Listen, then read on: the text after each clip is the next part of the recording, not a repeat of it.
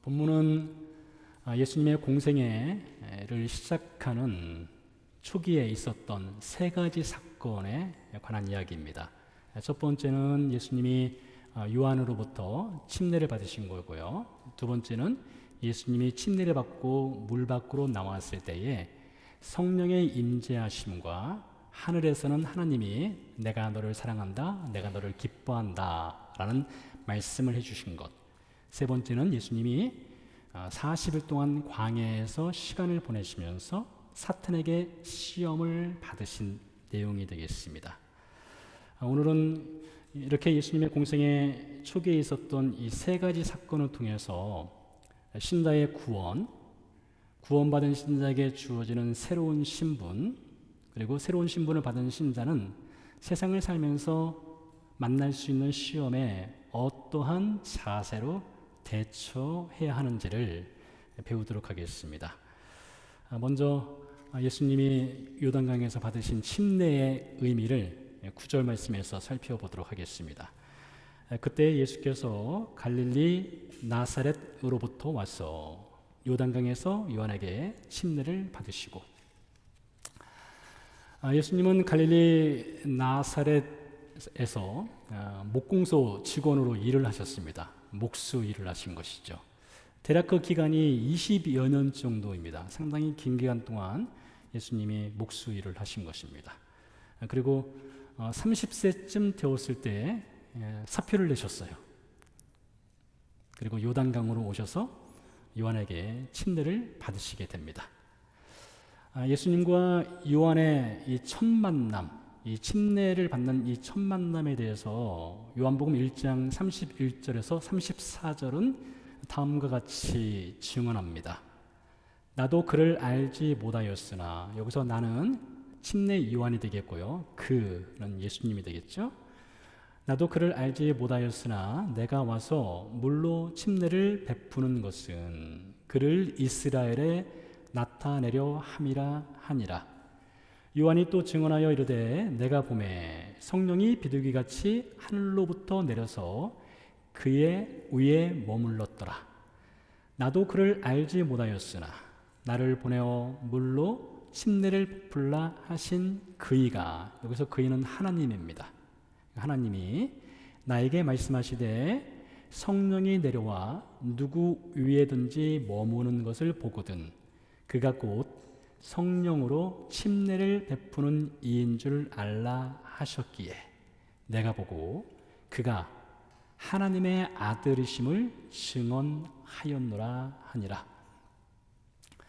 이 말씀에 의하면 예수님은 그리스도, 즉 예수님을 몰랐습니다.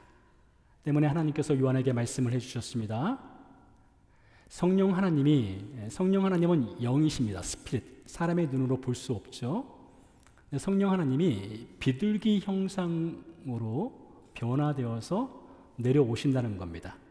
그리고 어떤 사람이든지 그 머리 위에 성령 하나님의 임재가 있으면 그 사람이 곧 너가 기다려온 그리스도, 구원자, 하나님의 아들이다, 이렇게 말씀하셨습니다.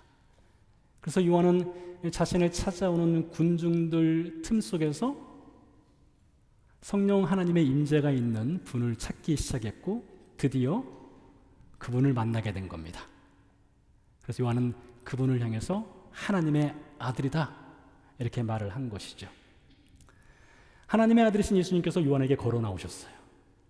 그리고 요한에게 침례를 받고자 했습니다. 그러자 요한이 이렇게 말합니다. 요한복음의 이야기인데요, 내가 어떻게 하나님의 아들인 당신에게 침례를 베풀 수 있겠습니까?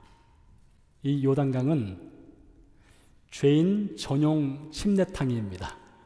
거룩하신 분, 죄가 없으신 하나님의 아들이 침례를 받을 만한 그런 장소가 아닙니다. 정중하게 거절합니다.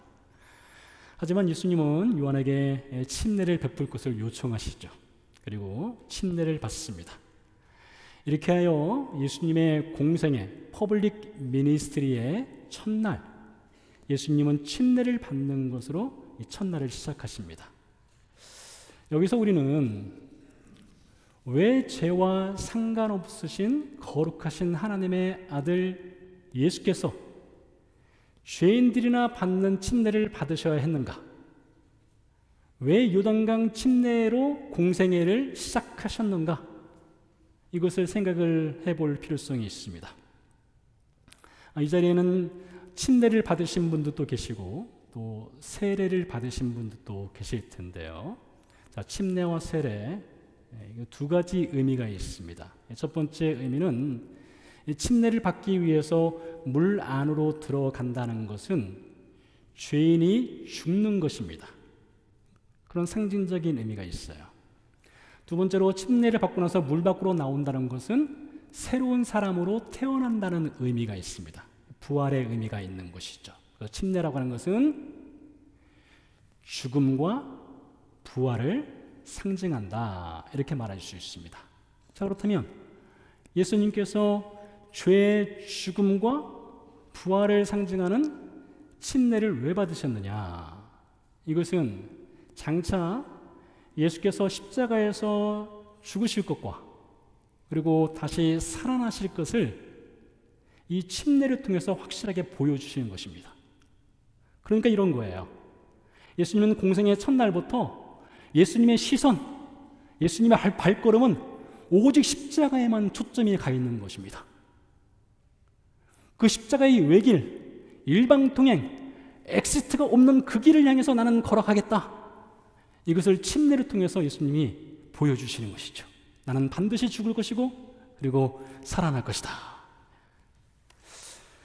자, 이어서 10절에서 11절 말씀을 보도록 하겠습니다. 곧 물에서 올라오실새, 예수님이 이제 침례를 받고 나오시는 겁니다. 하늘이 갈라짐과 성령이 비둘기같이 자기에게 내려오심을 보시더니 하늘로부터 소리가 나기를 너는 내 사랑하는 아들이라 내가 너를 기뻐하노라 하시니라. 여러분, 이 장면을 상상해 보시기 바랍니다. 예수님께서 침례를 받고 요단강 물 밖으로 나오셨습니다. 그때 하늘에서 성령 하나님이 비둘기 형상으로 예수님께 임재하였습니다. 그리고 하늘이 갈라졌어요. 어떤 모양으로 갈라졌는지 모르겠으나 하늘이 갈라졌습니다. 그리고 하늘에서 하나님의 음성이 들렸습니다. 너는 내 사랑하는 아들이요 내 기뻐하는 자라 라는 음성이 들렸어요. 자, 신약성경에서 특별히 사복음서에서 이렇게 하나님, 성부 하나님, 그리고 성령 하나님, 그리고 성자 예수님, 우리가 알고 있는 삼위일체 하나님이죠. 성부 하나님, 성자 예수님, 성령 하나님, 이 삼위일체 하나님이 한 자리에 모인 장면은 오늘 마가복음 1장 10절, 11절 이 말씀이 유일합니다.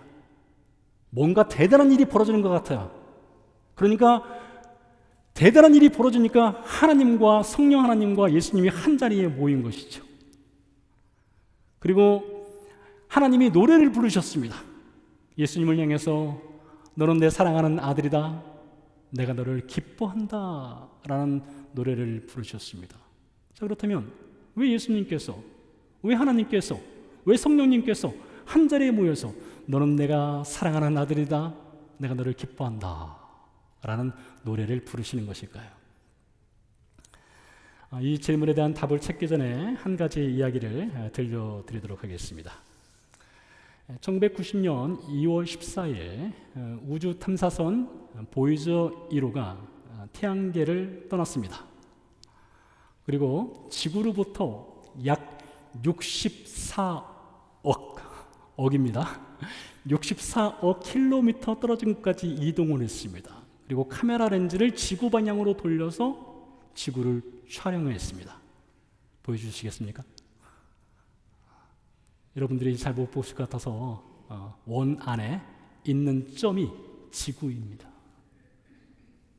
아무리 봐도요 잘 보이지 않습니다. 광활한 우주 한복판에 아주 미세한 점처럼 보이는 것이 지구입니다. 이 작은 점 안에 우리가 살고 있습니다.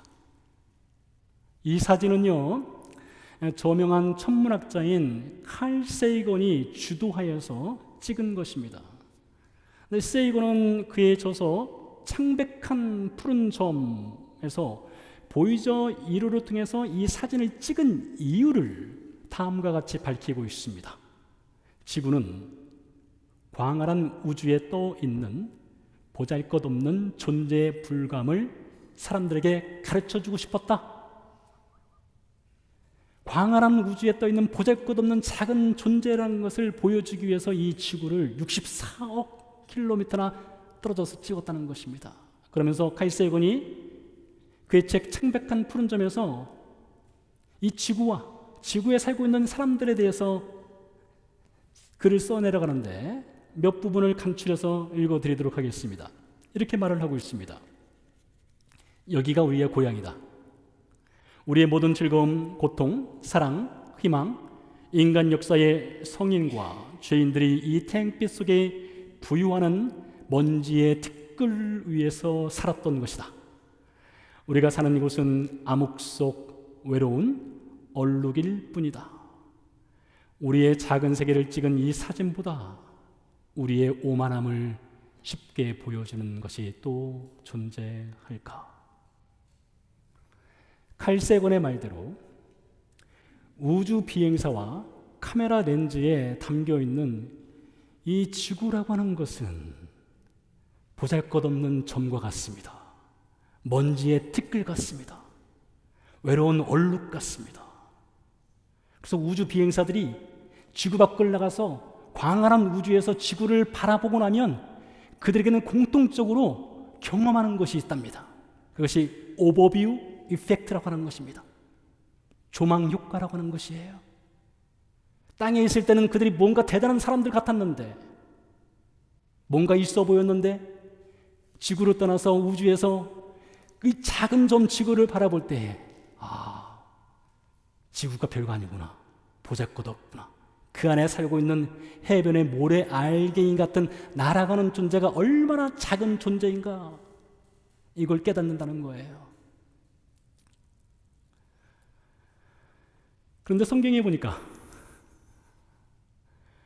우주 비행사의 시각과 카메라 렌즈의 초점이 아닌 하나님의 시선으로 이 우주 만물과 지구와 그리고 그 안에 살고 있는 사람들을 바라보는 하나님의 시선에 관한 이야기가 있습니다. 시편 8편 3절에서 5절 사이입니다. 이렇게 말을 하고 있습니다. 주의 손가락으로 만드신 주의 하늘과 주께서 베풀어 두신 달과 별들을 내가 보오니 사람이 무엇이기에 주께서 그를 생각하시며 인자가 무엇이기에 주께서 그를 돌보시나이까. 그를 하나님보다 조금 못하게 하시고 영화와 존귀로 관을 씌우셨나이다. 이 다윗의 시입니다. 다윗이 말하는 거예요. 그는 우주를 가본 사람이 아니죠. 지구 밖을 떠나본 사람이 아니죠. 아마 그는 유대 광야에서 밤에 양떼를 지키다가 밤하늘에 빛나는 별들을 보았을 것입니다. 그리고 그는 고백했을 거예요. 하나님께서 하나님의 손가락으로 이 하늘들을 만드셨군요. 하나님께서 우주 공간에 달을 만드시고 별들을 쏘놓으셨군요. 그 광활한 우주를 창조하신 하나님께서, 하나님, 당신이 보기에 사람이란 존재는 도대체 어떤 존재입니까? 도대체 주님에게, 당신에게 사람은 어떤 존재이기에 당신은 사람을 기억하시고 당신은 사람을 생각하시며 당신은 사람을 돌보십니까? 그러면서 5절 말씀에 기가 막히게 그가 그 답을 내놓습니다. 하나님, 당신은 사람이란 존재를 당신보다 조금 못한, 히브리어로 말하자면 미야트, 아주 조금 못한 존재, 하나님보다 조금 못한 존재로 창조하셨군요. 그리고 사람이란 존재에게 당신은 영화와 존귀의 면류관을 씌워주셨군요.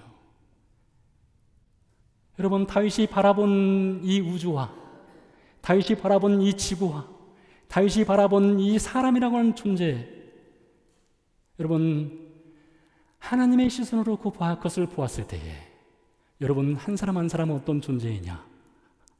여러분, 영화와 존귀로 관을 쓰고 있는, 왕관을 쓰고 있는, 하나님이 기억하시고 하나님이 생각하시고 하나님이 돌보시는 존재가 우리라는 것입니다. 그냥 아주 작은 점 안에 있는 해변의 모래 그런 것이 아니란 거예요. 그렇게 하나님께서는 사람에게 깊은 관심과 깊은 사랑을 보여주셨습니다. 그것이 오늘 예수님의 침례에서 드러나는 것입니다. 예수님이 침례를 받고 나오셨습니다. 성령 하나님이 임재하셨습니다. 성부 하나님은 찬양을 불렀습니다. 너는 내 사랑하는 아들이다, 내 기뻐하는 자다 라고 노래를 부르셨어요. 하필이면 왜 근데 그것이 예수님이 침례를 받고 나서 하나님이 이런 찬양의 노래를 불러주신 것일까요? 침례가 어떤 의미가 있다고요? 죽음과 부활의 의미가 있습니다. 침례는 무엇을 말한다고요? 예수님이 장차 십자가에서 죽으실 것을 미리 보여주는 것입니다. 그래서 하나님께서 너는 내 사랑하는 아들이다, 내가 너를 기뻐한다, 이것은 예수님만을 향한 노래가 아닙니다. 이 노래는 장차 예수님을 통해서 하나님의 자녀로 입양될 우리들을 향한 노래입니다. 마치 이와 같아요. 하나님께서 웅장한 무대를 만들어 놓으시고 그 무대 정중앙에 예수를 통해서 구원받은 우리 신자들을 세워놓는 것입니다. 그리고 그 무대 정중앙에 서 있는 우리들을 향해서 하나님이 손을 내밀어서 노래를 불러주시는 거예요. 내가 너를 사랑한다, 내가 너를 기뻐한다, 이 노래를 불러주시는 겁니다. 이것을 요한복음 1장 12절 13절은 다음과 같이 증언을 하고 있어요. 영접하는 자 곧 그 이름을 믿는 자들에게는 하나님의 자녀가 되는 권세를 주셨으니, 여러분 우리에게 하나님의 자녀의 권세를 주셨다고 말을 하고 있죠. 이어서 보니까 이는 혈통으로나 육정으로나 사람의 뜻으로 나지 아니하고 오직 하나님께로부터 난 자들이니라 했습니다. 여러분 우리의 존재를 기억하십시오. 우리는 어떤 존재이냐? 하나님보다 조금 못한 존재입니다. 우리는 하나님께서 영화와 존귀로 관을 씌운 존재입니다. 우리는요, 예수 그리스도의 십자가의 핏값을 통해서, 그 생명의 값을 통해서 하나님이 우리를 자녀로, 아들, 딸로 입양한 존재라고 하는 것이에요. 그렇기 때문에 하나님의 자녀가 된 우리 신자들에게는 그 신분에 어울리는 인생으로 자라고 성장하고 성숙해 가는 과정이 필요한 겁니다. 우리는 자라나야 됩니다. 우리는 성장해야 돼요. 우리는 성숙해져야 됩니다. 그것을 12절 13절에서 확인할 수가 있습니다. 내용은 이렇습니다. 성령이 곧 예수를 광야로 몰아내신지라 광야에서 40일을 계시면서 사탄에게 시험을 받으시며 들짐승과 함께 계시니 천사들이 수종들더라. 성령 하나님이 예수님을 광야로 몰아가셨습니다. 40일을 광야에서 보내셨습니다. 그리고 사탄에게 시험을 받으셨습니다. 유명한 이야기니까 여러분 잘 아시는 내용일 것입니다. 자, 우리는요, 예수님이 침례를 받으시고 광야로 나가서 40일을 보내시면서 사탄에게 시험 받으신 이 사건을 구약의 한 사건으로 연결을 해 볼 수가 있습니다. 구약 성경에 보면 출애굽기라고 하는 성경이 있지요. 출애굽기 중에서도 출애굽기 12장에 보면 이스라엘 백성들이 출애굽을 합니다. 400년 노예 생활을 마치고 출애굽을 하죠. 그리고 그들은 홍해에 도착을 하게 됩니다. 홍해 반대편은 광야가 있습니다. 홍해를 건너야 하는데 배가 없어요. 뒤에서는 애국 병사들이 미친 듯이 말을 몰면서 추격해 오고 있습니다. 앞에는 홍해가 떡하니 버티고 있습니다. 앞으로 갈 수도 없고 뒤로 갈 수 없는 진퇴양난에 빠진 것이죠. 그때 이스라엘 백성들이 패닉 상태에 빠졌습니다. 다 죽었구나 했죠. 하나님께서 모세에게 말씀하셨습니다. 네 손에 들고 있는 지팡이를 바다를 향해서 내밀어라. 모세가 지팡이를 내밀자 바다가 기적같이 갈라지게 됩니다. 홍해가 갈라졌어요. 그리고 이스라엘 백성들은 그 홍해 밑바닥을 걸어서 반대편 광야에 도착을 하게 되는 사건이 출애굽기 12장에 기록되어 있습니다.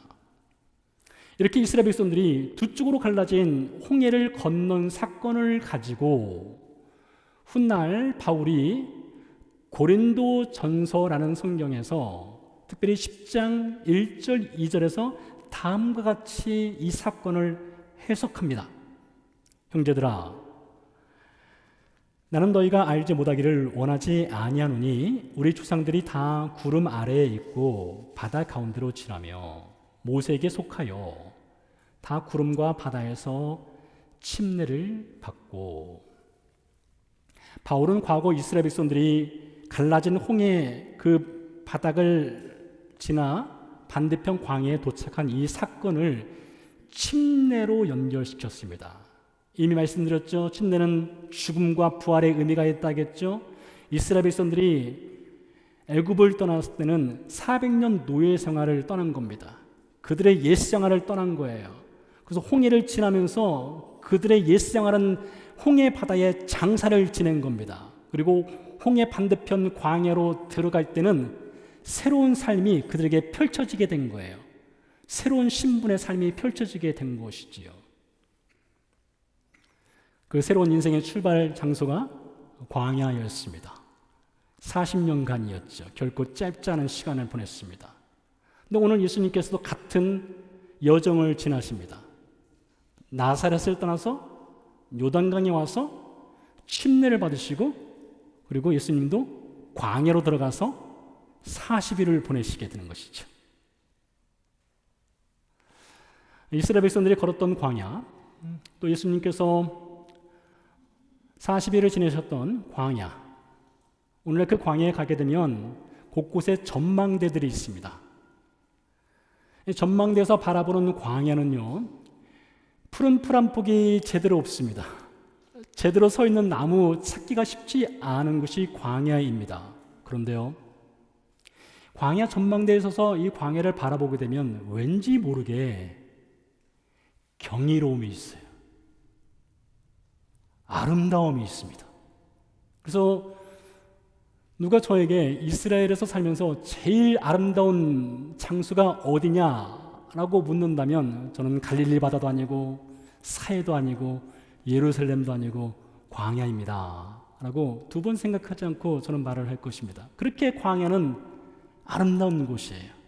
전망대에서 바라보는 광야는 그렇게 아름답습니다. 하지만 광야를 바라보는 것과 광야 안에 들어가서 길을 걷는 것 혹은 그 안에서 살아가는 것은 전혀 다른 이야기입니다. 여러분, 비행기를 타고 가면서 하늘 높은 창궁에서 창문 너머로 내려다보는 도시, 마을 있지 않습니까?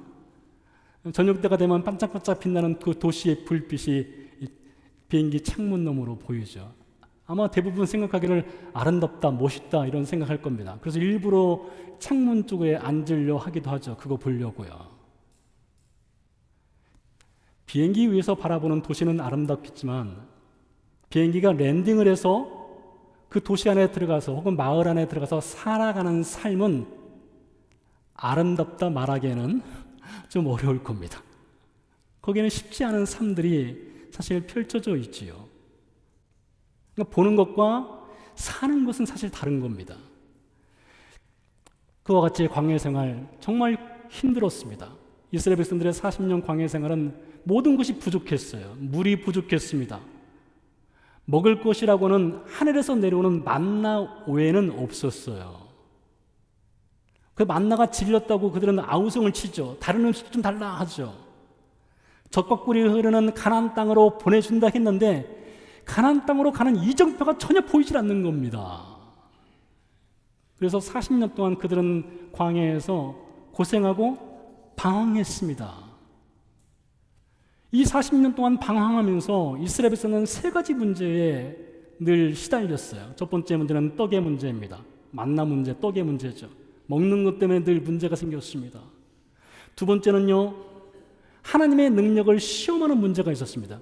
뭐야, 하나님은 겨우 이 정도밖에 안 되는 거야? 우리를 언제 가나안 땅으로 들여보내주는 거야? 뭐 기타 등등 하나님의 능력을 시험하는 문제에 늘 빠지곤 했어요. 그뿐만이 아닙니다. 사실 아무것도 보이지 않는 광야인데 거기서도 이스라엘 백성들은 멈출 수 없는 욕망에 빠져 있었습니다. 말초신경을 자극하는 쾌락에 자주 넘어졌습니다. 그런데요, 이 떡의 문제, 하나님의 능력을 시험하는 문제, 그리고 멈출 수 없는 욕망의 문제, 이 세 가지 문제에 이스라엘 백성들이 자주 넘어졌는데 예수님께서 광야에서 40일을 지내고 사탄에게 시험을 받으실 때에 사탄이 가져온 시험이 똑같습니다. 사탄도 예수님께 세 가지 시험을 갖고 왔어요. 돌이 떡이 되게 하라. 거룩한 성에서 뛰어내려라. 네가 믿는 하나님이 정말 능력이 있다면 너를 붙들어 줄 것이다. 나에게 경배하라. 그러면 천하 만국의 영광을 너에게 주겠다. 이스라엘 백성들이 경험했던 시험과 똑같은 시험을 예수님이 받으셨습니다. 하지만 예수님, 우리가 아는 대로 이 시험에서 보기 좋게 승리하셨습니다. 사탄을 이기시고 보기 좋게 승리하셨어요. 이스라엘은 실패했지만 예수님 승리하셨습니다. 자, 그래서 우리에게 같은 시험거리가 찾아온다면 우리도 예수님처럼 이겼으면 좋겠습니다. 그리고 목사로서 저 자신과 우리들에게 말씀으로 사탄을 대적하고 승리하자, 이런 권면을 저도 여러분에게 하고 싶습니다. 그렇게 살고 싶어요.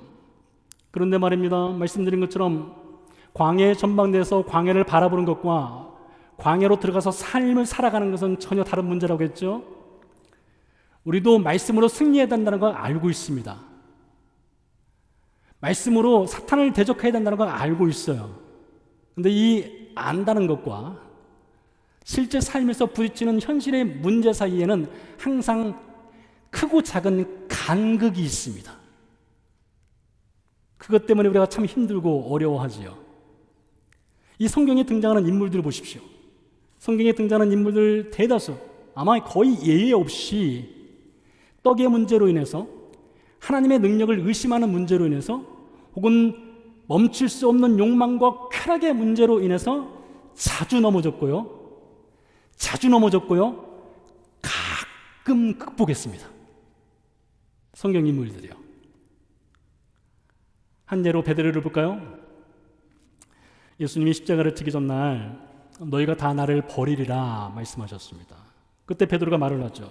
주님, 다 주님을 버릴지라도 저는 죽으면 죽었지 주님 버리지 않겠습니다. 옥에 가시면 저도 옥에 따라가겠습니다. 아주 비장한 각오로 베드로가 다짐을 하였습니다. 그때 예수님이 말씀하시죠. 베드로야, 오늘 닭 울리기 전에 네가 나를 3번 부인하리라 하였습니다. 그러면서 누가복음 22장 31절 32절 사이에서 예수님이 자신을 부인하고 저주할 베드로를 위해서 다음과 같이 말씀하십니다. 시몬아, 시몬아, 보라, 사탄이 너희를 밀가부르듯 하려고 요구하였으나 그러나 내가 너를 위하여 네 믿음이 떨어지지 않기를 기도하노니 너는 돌이킨 후에 내 형제를 굳게 하라. 예수님 아셨습니다. 베드로가 예수님 부인하고 저주할 거 아셨어요. 그래서 베드로에서 기도한다 하셨습니다. 넌 다시 일어선 다음에 다시 신앙생활 잘하면 돼. 이렇게 말씀하셨어요. 예수님 말씀대로 베드로 예수님 부인했습니다. 저주했어요. 그는 승리하지 못했습니다. 그는 넘어졌고요. 실패했습니다. 그런데 말입니다, 베드로 시대 당시, 그리고 베드로 시대보다 약간 뒤에 1세기 당시의 초대교회 신자들, 베드로 못지않게 시험거리가 참 많았던 사람들이었습니다. 그 당시는요, 무서운 핍박의 시기였어요. 예수님을 부인하지 않으면 생명을 잃을 수 있는 시기였다고요.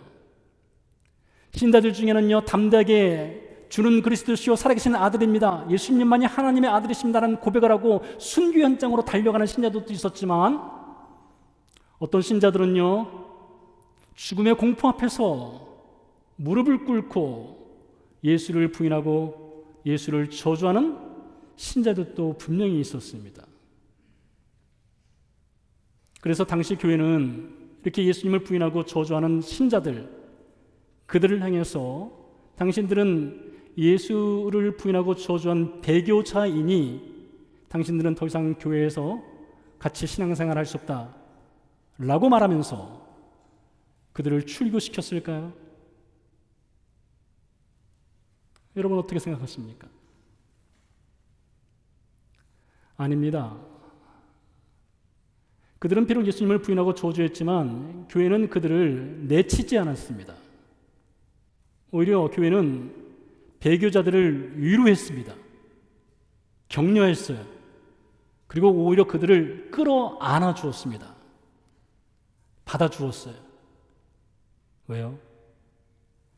예수님이 그렇게 하셨잖아요. 예수님이 자신을 부인하고 저주하는 베드로를 끌어안으셨잖아요. 내가 너를 위해서 기도한다 했잖아요. 너 다시 일어설 수 있다 하셨잖아요. 그래서 그 당시 1세기 당시 신자들에게 그들에게 진정한 위로가 되는 사람은 누구였느냐? 승리한 사람보다 실패를 경험한 베드로, 넘어져 본 경험이 있는 베드로, 예수님을 부인하고 저주해 본 경험이 있는 베드로가 그들에게 더 큰 위로가 됐다는 거예요. 어쩌면 오늘날 교회는요, 승리 강박증에 걸려 있을 수도 있습니다. 승리 강박증. 우리는 지고는 못 산다. 예수님이 승리하였으니 우리도 승리해야 된다. 좋죠. 저도 바라는 거고 원하는 겁니다. 우리 사실 승리하면 좋습니다. 그런데 여러분, 교회는요, 아니 이 성경은 승리한 사람들만을 무대로 세우지 않습니다. 오히려 성경은요, 실패한 사람들을 무대에 정중하게 세우는 경우가 훨씬 많아요. 아브라함을 보십시오. 그는 여러 번 넘어진 경험이 있었습니다. 다윗을 보십시오. 그는 치명적인 실패를 경험했습니다. 부활하신 예수님을 만나고도 나 못 믿겠어 했던 도마 있지 않습니까? 다들 실패자예요. 다들 넘어져 본 경험이 있습니다. 다들 떡의 문제로 인해서, 하나님의 능력을 시험하는 문제로 인해서, 멈출 수 없는 욕망의 문제로 인해서 다들 넘어져 본 경험들이 있는 사람들의 이야기가 성경에 기록되어 있어요. 그리고 성경은 그들을 무대 중앙에 세웁니다. 근데 여러분, 그들이 남 얘기가 아닙니다. 바로 우리 자신의 이야기입니다. 우리도 그렇지 않습니까? 우리도 얼마나 떡의 문제로 인해서, 우리도 얼마나 하나님의 능력을 의심하고 시험하는 문제로 인해서, 우리도 얼마나 멈출 수 없는 욕망과 쾌락의 문제로 인해서 우리는 얼마나 자주 넘어지고 아주 가끔 우리는 승리하고 있습니까? 우리도 그렇다는 거예요. 그런데 여러분, 우리의 존재를 기억하십시오. 우리가 어떤 존재이냐? 광활한 우주에 창백하고 푸른 점, 먼지처럼 미세한 점, 아주 작은 점과 같은 지구 안에 해변의 모래 알갱이처럼 이름 없이 살아가는 존재 같은 우리들을 하나님이 사랑하셔서 예수 그리스도의 핏값으로 우리를 구원하시고 당신의 자녀로 삼아주시고 우리에게 하나님의 영광과 존귀의 관을 씌워준 하나님의 자녀, 하나님의 아들, 하나님의 딸이라는 것을 기억하세요. 우리가 하나님의 자녀이기 때문에 하나님은 우리를 40년, 아니 우리 평생의 삶 동안 우리를 당신의 자녀로 키워가실 거예요. 그리고 만들어 가실 거예요. 그리고 우리를 존귀한 하나님의 자녀가 될 수 있도록 이끌어 가실 거예요. 이것이 하나님의 열심입니다. 왜요? 우리 안에 예수의 생명의 값이 있기 때문에 그래요. 우리 안에 예수의 생명의 값이 있기 때문에요. 여러분, 그동안 많이 넘어지셨습니까? 그동안 많이 실패하셨습니까? 실패할지라도 다시 일으켜 세워주시는 그분께서 우리 하나님이십니다. 그로 인해서 여러분, 우리는 자라날 것입니다. 함께 기도하도록 하겠습니다.